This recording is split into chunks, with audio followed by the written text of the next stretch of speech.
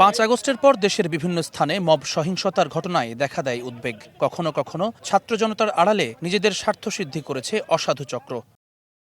আগেও মবের বিরুদ্ধে নিজেদের অবস্থান ব্যক্ত করেছে সেনাবাহিনী, তবে এবার দেয়া হলো কঠোর হুঁশিয়ারি। মব সহিংসতার বিরুদ্ধে জিরো টলারেন্স নীতিতে যাচ্ছে সেনাবাহিনী। ভবিষ্যতের দিনগুলোতে জানমালের ক্ষতি সাধন, মব ভায়োলেন্স এবং জনদুর্ভোগ সৃষ্টি করতে পারে এমন কর্মকাণ্ডের বিরুদ্ধে সেনাবাহিনী কঠোর পদক্ষেপ গ্রহণ করবে।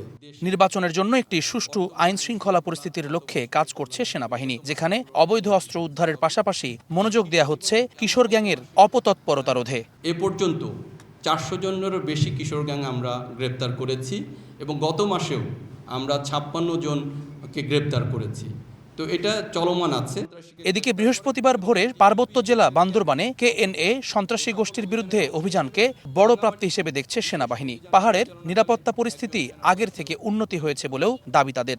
সেনাবাহিনীর অভিযানের ফলশ্রুতিতে বর্তমানে পরিস্থিতি উন্নতি হওয়ায় কেএনএফের ভয়ে বসতবাড়ি হতে পালিয়ে যাওয়া বান্দরবনের 138 জন বম উপজাতি পুনরায় তাদের বসতভিটায় ফেরত এসেছে। গত 2 সপ্তাহে সারা দেশে চলা অভিযানে 26 অবৈধ অস্ত্র, 100 গোলাবারুদ ও 45 জন মাদক ব্যবসায়ীকে গ্রেফতার করেছে সেনাবাহিনী। চলমান অভিযানের জুম্মান সাদিক, জ্যাভলিন, সময় সংবাদ, ঢাকা। আজ ভোরে কেএনএর সঙ্গে সেনাবাহিনীর